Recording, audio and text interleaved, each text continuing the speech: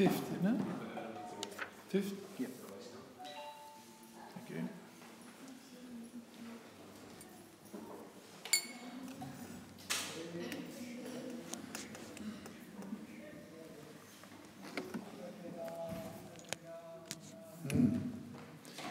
There's a pro stand without. Where's the other? Let us stand. The rubber. I'm just going to scratch the floor.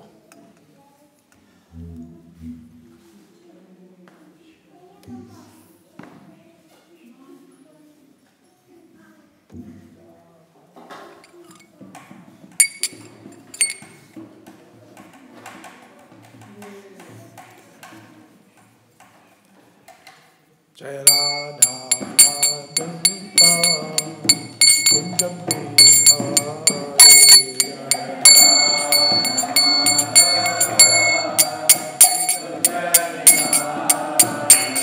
Jai Radha Madhava Kunjam Bihari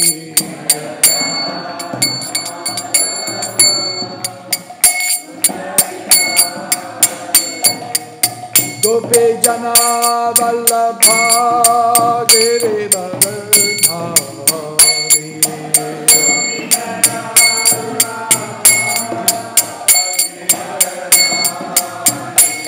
Gopi Jana Vallabha Giridharadhari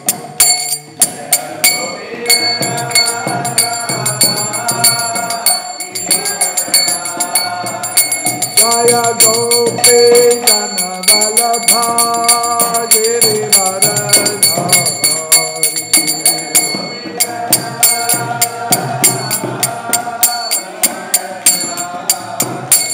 Yashodanandana Vrajajana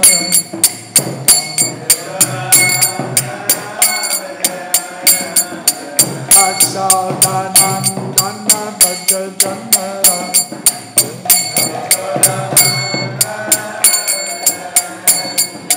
Yamuna Tira Vanachari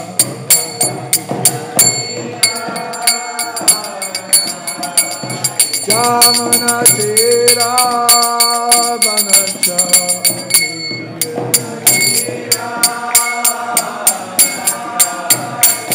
Jaya Radha Madhava Kunja Bihari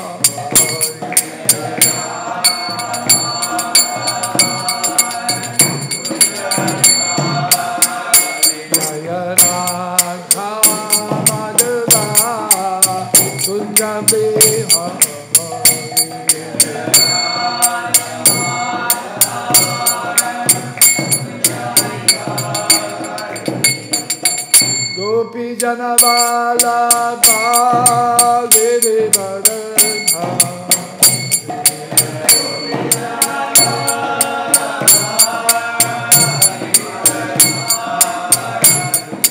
Gopi Jana Vallabha Giridharadhari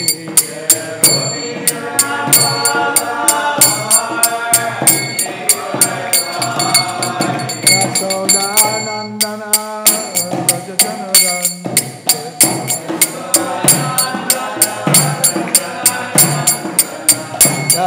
Yashodanandana Vrajajana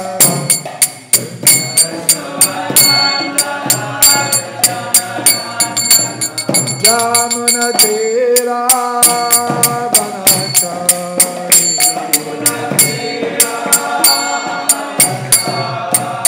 Jamuna Tira Vanachari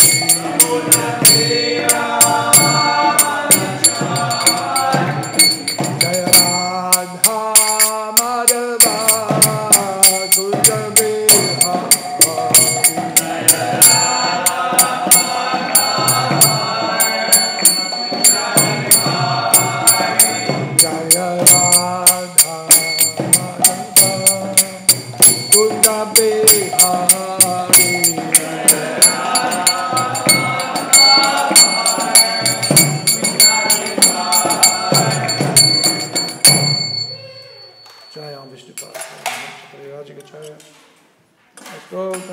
Śrīmad His Divine Grace, A.C. Bhaktivedanta Swami Maharaj Shil Prabhupada ki, Ananta Koti Vaishnava Vrinda ki, Grantaraj Śrīmad Bhāgavatam ki, Nitai Gaura Premanandi.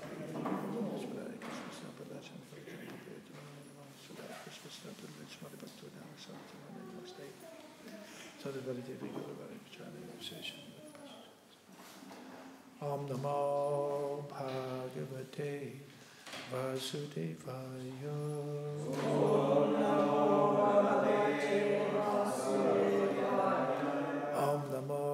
Bhagavate Vasudevaya. Om Namo Bhagavate Vasudevaya. Om Namo Bhagavate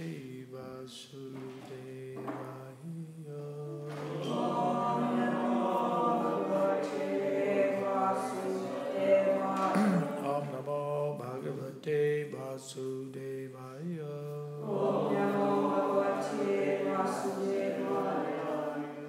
Reading from Śrīmad Bhāgavatam, Canto 4, Chapter 16. Praise of King Prithu by the professional reciters. Text number 5. Eshavai Lokapalanam Bibhartye Kastano Tanohu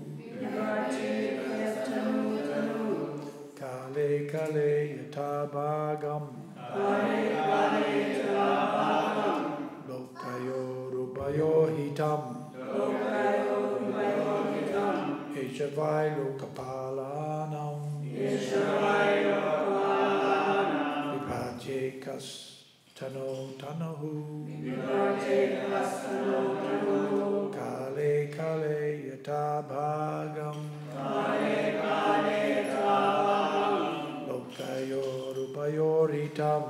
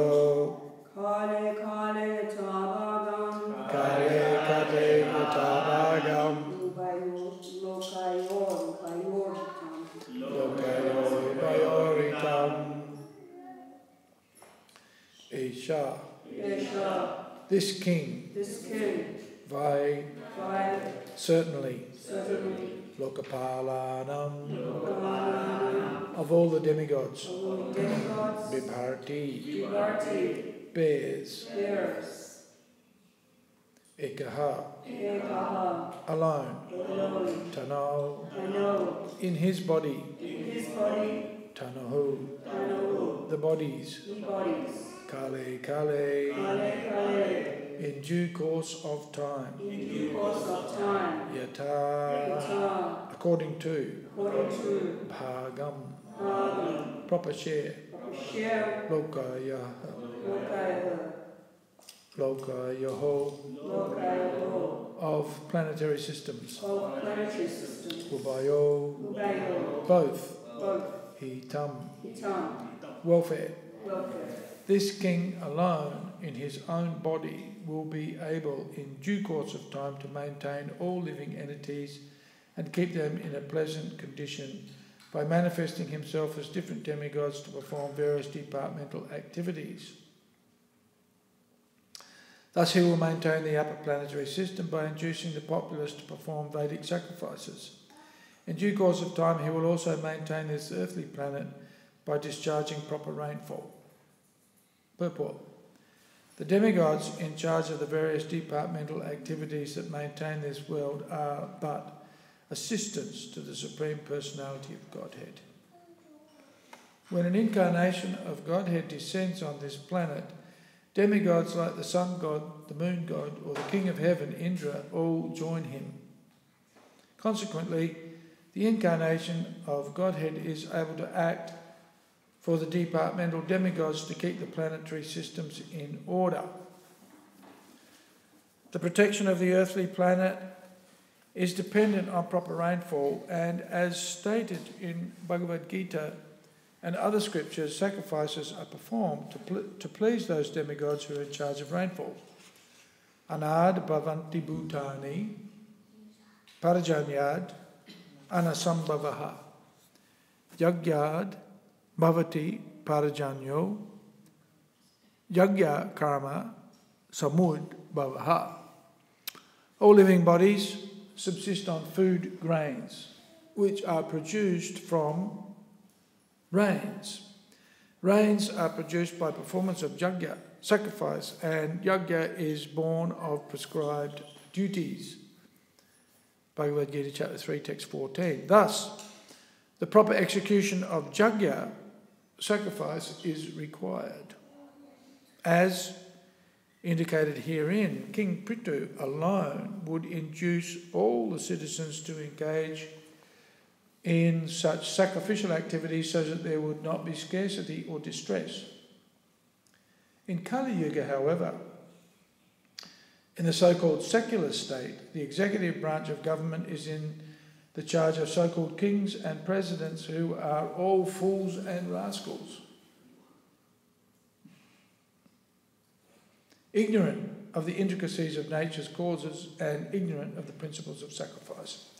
Such rascals simply make various plans which always fail, and the people subsequently suffer disturbances. To counteract this situation, the Shastras advise Harinama, Harinama, Harinama eva kevalam, kalo nastyeva nastyeva nastyeva katir anyatha.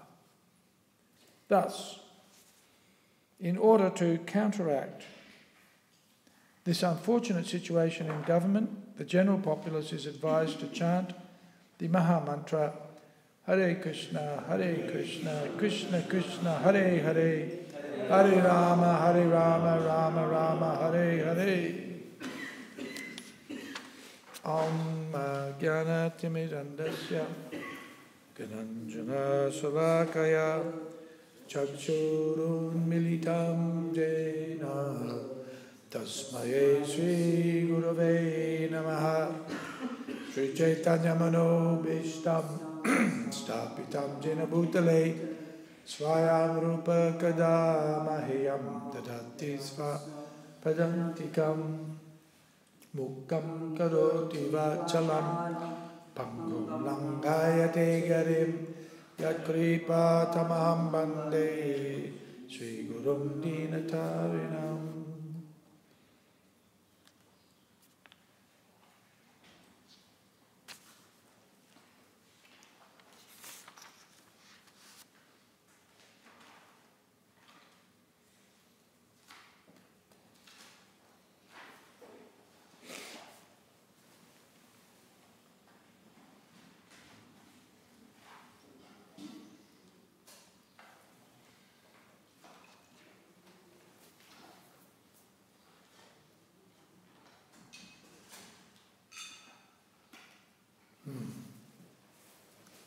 when the gopis came to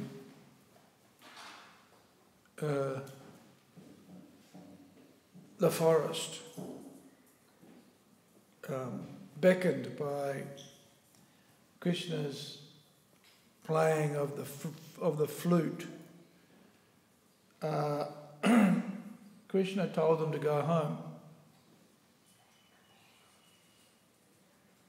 And he said it's the duty of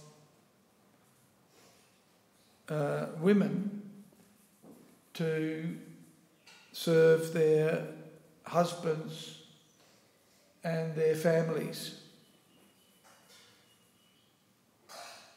their fathers and their husbands and their children.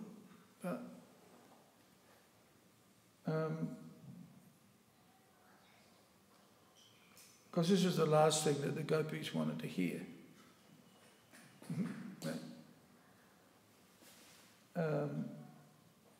They felt that Krishna was cheating them. He's playing his flute and attracting them.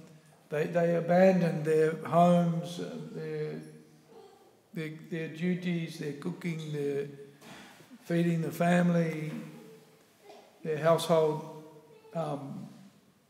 services.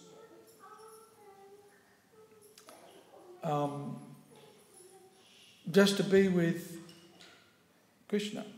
And of course Krishna says in the Bhagavad Gita, Sava dharmam parijajya mamekam sharanam braja. So when Krishna said to them, you should go home and, perform your duties. And it is interesting here because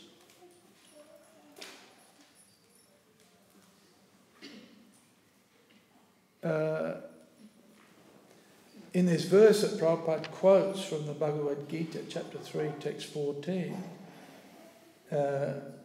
it's mentioned that yajna is required to produce rain, right? And from rain comes the food we eat. Right? And so yajna is important, but it mentions here, yajna is born from prescribed duties. Right? So Krishna was telling them, you should do your prescribed duties. Not come into the forest in the dead of night to play with young boys.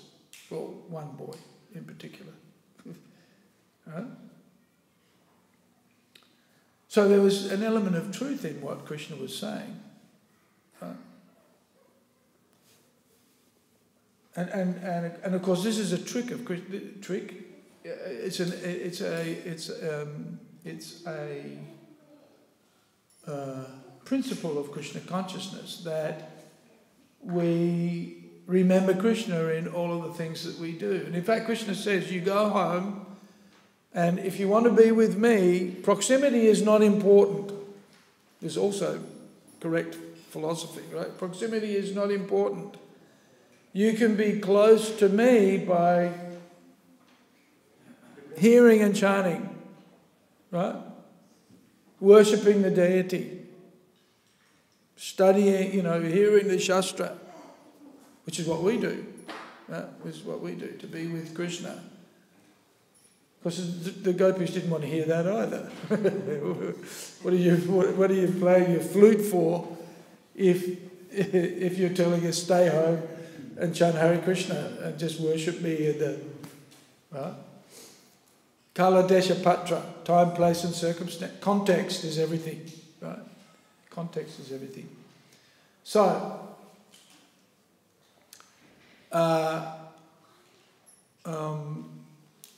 the gopis had some interesting responses.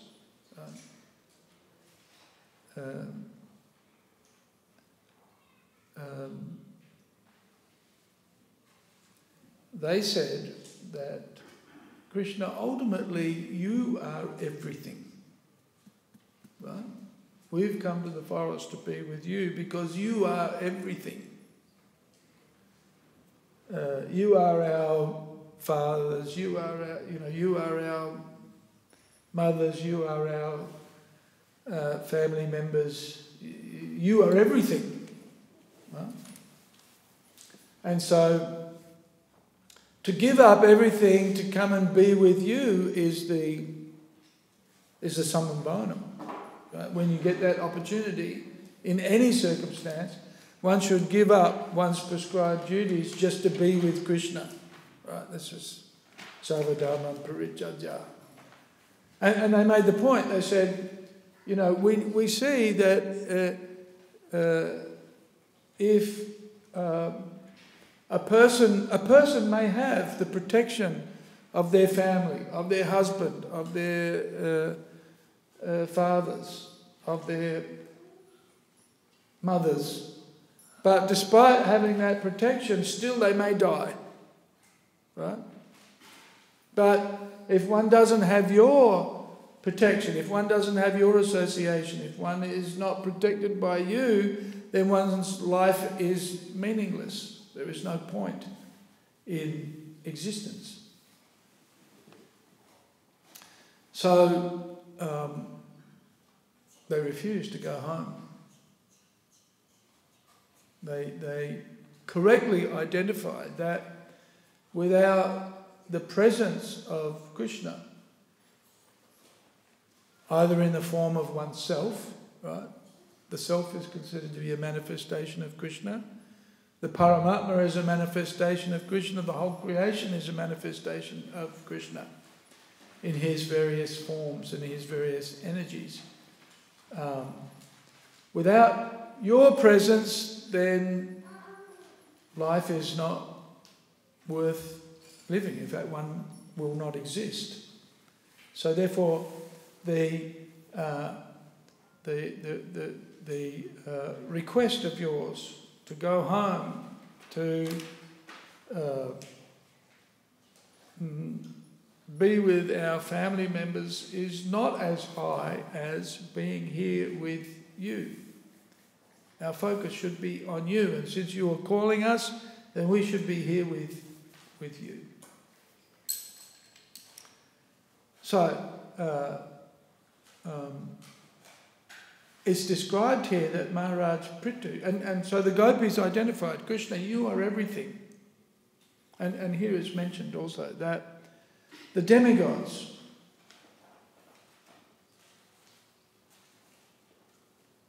the Lokapalanam, right? The protectors of all of the planets, are assistants to the Supreme Personality of Godhead. Prabhupada gives the example of the universal affairs as being orchestrated under the plan or under the supervision, under the guidance of the Supreme Personality of Godhead. And the administrational function of the demigods is done according to Krishna's direction. He's like the architect.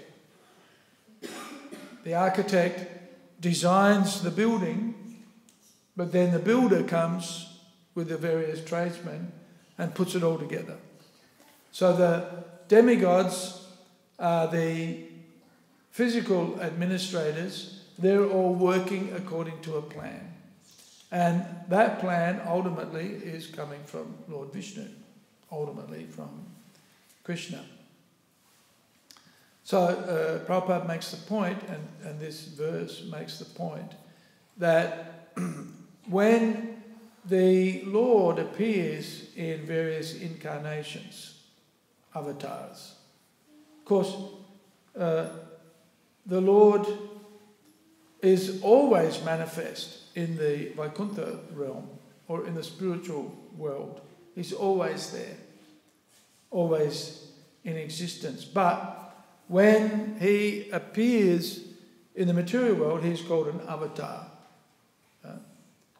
It's not that then he he exists, but rather he exists eternally in the spiritual realm, but for some period of time, in order to perform his pastimes, he manifests in the material world. So when the Lord appears, then he also is accompanied by the demigods. Right? And we see that in Krishna's pastimes. When the demigods go to the milk ocean, they offer their prayers through who? Who offers the prayers? Lord Brahma, on behalf of all the demigods. Bhumi was suffering due to the burden of the demoniac kings, right? That's how it's described. And so she petitions the Lord through Lord Brahma and the other demigods to please come and protect her and the devotees. And of course, this is Krishna's purpose. Paritranaya sadhunam vinasaya chaduskritam.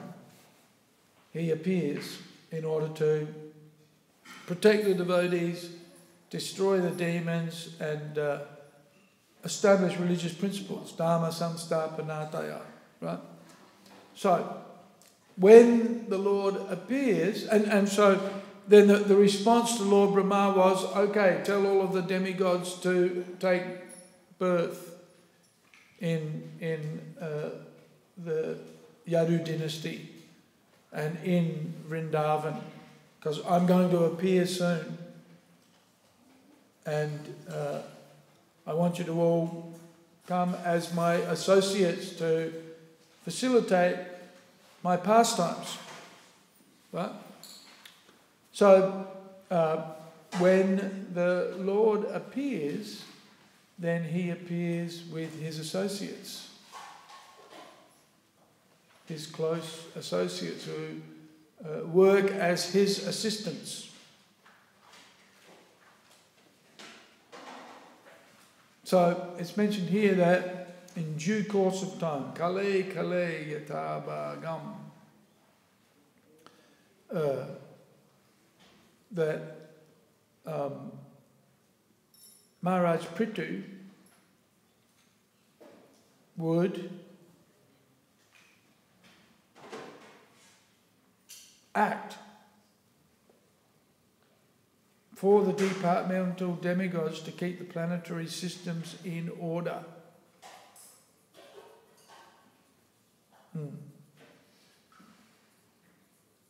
Says here, this king alone in his own body will be able in due course of time to maintain all living entities and keep them in a pleasant condition by manifesting himself as different demigods to perform various departmental activities. So as the gopis mentioned, Krishna, you are ultimately everyone and everything. Right? And so that's confirmed here. Right? He will keep order by manifesting as the Lokapalanam, the protectors, basically the demigods. Of course, ultimately he's the support of everyone. What is it? Ekale Ishvara Krishna Ara Sabha Britya. He is the supreme controller. Everybody else is his servant. Right? But ultimately, all of the facilities, all of the features, all of the characteristics, all of these things are provided by the Supreme Lord. Right? So he manifests everything. So we can understand that this statement in that context. Now, how is the earthly planet protected? Prabhupada says here, it's dependent on rain. Right? We're dependent upon rain. If we are to be protected, we need rain. Why do we need rain? Why do we need rain? Huh? Grow food. Yeah, no rain, no food. Pretty straightforward, right? This is not rocket science. If there's no rain, then we're all going to be very hungry. Now, where does the rain come from? The rain comes from performing yajna or sacrifices meant to please the demigods. Right? And when the demigods are satisfied, then the universal administration runs smoothly. When there's no sacrifice, then you find disruption. And we see that in the world today. There's no yajna, and as a result of, well, there is yajna, but there's not as much sacrifice as should be performed, and so consequently there are all sorts of disturbances. Adi daivika klesh, right? Disturbances, ultimately coming from the demigods. If you keep the demigods happy, then they'll bestow benedictions. If you disturb the demigods, then they'll disturb you. Huh? If you don't perform sacrifice, then you'll get earthquakes and all sorts of things, which is what we see today. So Prabhupada quotes the verse, 3:14, Anad bhavanti bhutani pajanyad anasambhavaha. We all subsist on food. Anad, or anna, just like what do we have? Say anamrita pal, right? Anamrita, the nectar of food. Right? After class, what do we enjoy? Mahaprasadam. Right? Anamrita pal. Right. So, where does the food come from? From rain. And where does the rain come from? By the performance of yajna. This is a subtle science that's not understood. And yajna is born of prescribed duties. Right? So Krishna was saying, go home and do your prescribed duties. And the gopis were saying, no, we are doing our prescribed duties by coming and associating with you. That's our prescribed duty. It's a higher duty.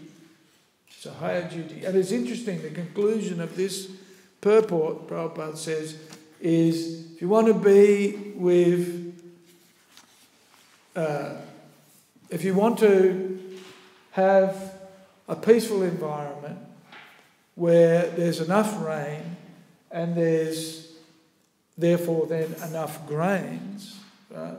Chant Hare Krishna. Chant Hare Krishna.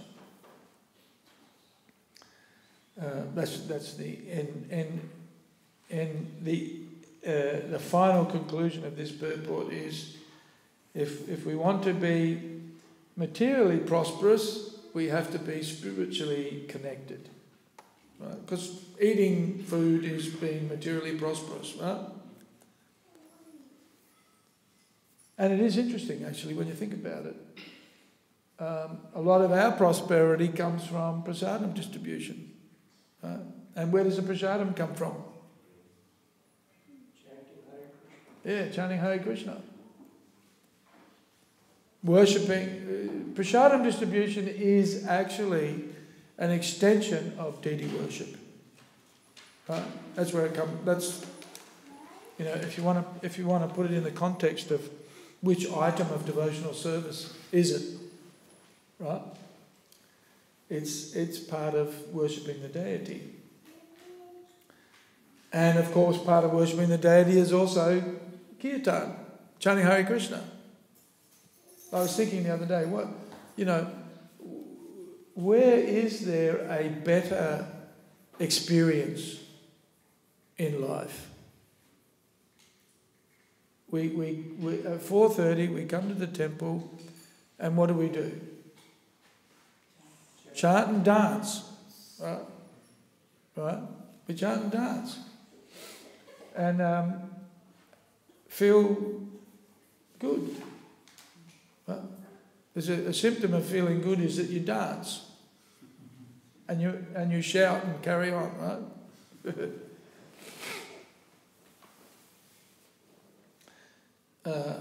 So 4 o'clock in the morning, wake up, have a shower, and then go and dance. Not at midnight, go and dance. That's when you should be asleep. Right? But rise early and go to the Hare Krishna disco. The Hare Krishna temple. And then, after you've done some dancing and kirtan, you sit down and meditate for a couple of hours. Right? And that's just designed to connect with Krishna. And how do you feel after 2 hours of meditation? How do you feel? Huh? Good. Yeah, you feel peaceful. Very peaceful. Connected to Krishna and connected to everybody else. We're able to appreciate everyone, right? We're able to appreciate what we're doing. Then some more kirtan, some more dancing. Huh? Darshan, of course. And then philosophy, which is also very satisfying, right? A quality of a devotee is santushtaha, right? Very satisfied. Huh? You can chant Hare Krishna and still be a little bit disturbed mentally. Have you experienced that? Go to Mangalarti, chant Hare Krishna, dancing with the devotees, then sit down and try to control the mind. And after 16 rounds, you still feel a little bit dissatisfied because you've had to struggle with the mind and the senses. Huh? What's that? Mana sastan indriyani, prakriti stan karshati.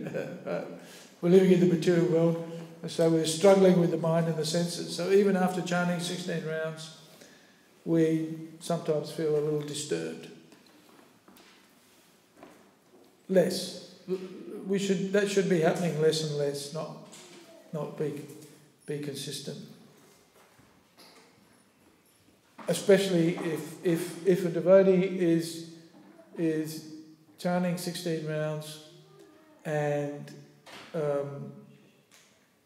chanting the Gayatri mantra, then generally speaking you should be pretty peaceful after that. Is that right? You're not in the material world, hopefully. Right. But if you still are a little bit in the material world, then we'll hear the Bhagavatam, right? And the Bhagavatam that'll finish it off. Vidu noti suhrit satam, right? Hiya badrani. It gets rid of all of the inauspicious things. Hearing the Bhagavatam really purifies the... And now if that doesn't work, then have a guess what? Prasadam. Prasadam. Yagya sistasana shanto, right? The shantas, the people who take prasadam are peaceful, they're happy, right? And it's interesting, in the purport of 3.14, Prabhupada explains this is a symptom, this is a characteristic of a devotee. They always eat prasadam. Not always eat prasadam. But they eat prasadam, always. They always eat prasadam. Eat prasadam. When you eat, always eat prasadam. And what happens? You become peaceful. You're so peaceful sometimes you fall asleep. So, this is all part of the process of worship. It's our daily practice to perform the sacrifice. And the main sacrifice, or shall we say, the pivotal activity, especially for the members of the Sankirtan movement, of our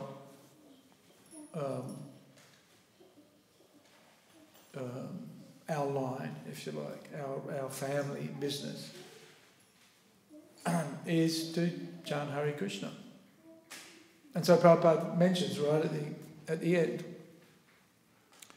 He says here, the proper execution of yajna, sacrifice, is required. Why? To produce rain.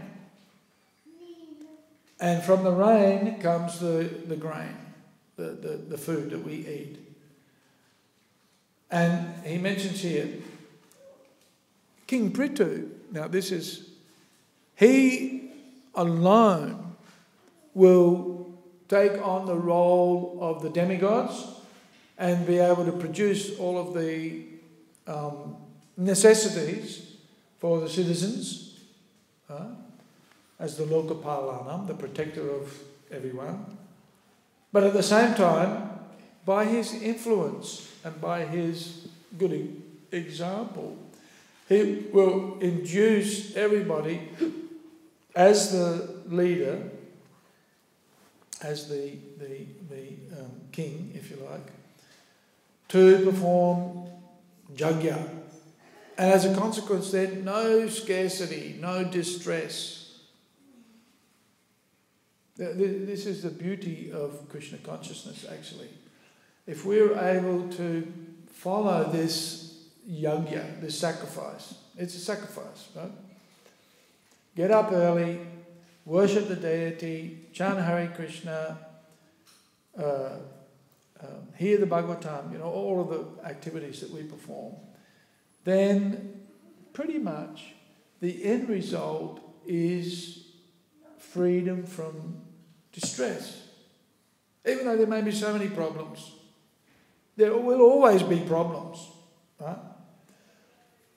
And you can't solve them.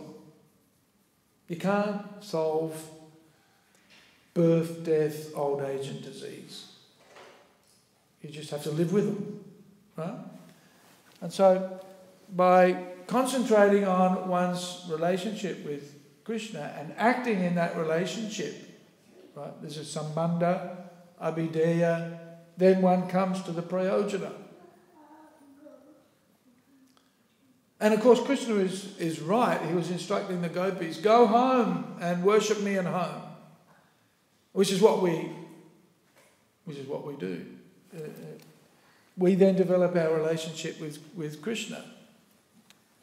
And that developing of that relationship hinges or revolves around the chanting of Hare Krishna, the proper chanting of Hare Krishna, the offenceless chanting of Hare Krishna. But we'll experience, as we follow this yoga system, basically. This is a yoga system. By following that yoga system, gradually one becomes situated on the spiritual platform. And situated on the spiritual platform doesn't mean that the dukkha dosha, the faults of material existence go away. They're still there, but one's able to transcend them. And of course this is Krishna's instruction right from the beginning of the Bhagavad Gita. Titiksha, japa, 16 rounds every day, problems just go away. Well, no, actually problems don't go away, but our perspective on them. Instead of seeing, oh no, it's the end of the world, we see it, easy, no problem. There's always problems. But when a devotee is connected, and of course this is the thing, when we chant Hare Krishna and we chant Hare Krishna with proper attention and without distraction, then the heart and the mind become peaceful. Everything fits into everything's seen with a proper perspective, and so therefore despite difficulties, a devotee still remains santushta, right? Completely satisfied. In fact, even if we have material facilities, if we haven't got our mind and senses controlled and heart purified by chanting Hare Krishna, we'll have all material facilities but still be unhappy and disturbed. Right? Just like Krishna said to the gopis, go back to your husbands, go back to your father. And they said, well, we see sometimes, even though we've got a husband, even though we've got a father, even though we've got a protective family, still people die. Right? Just having a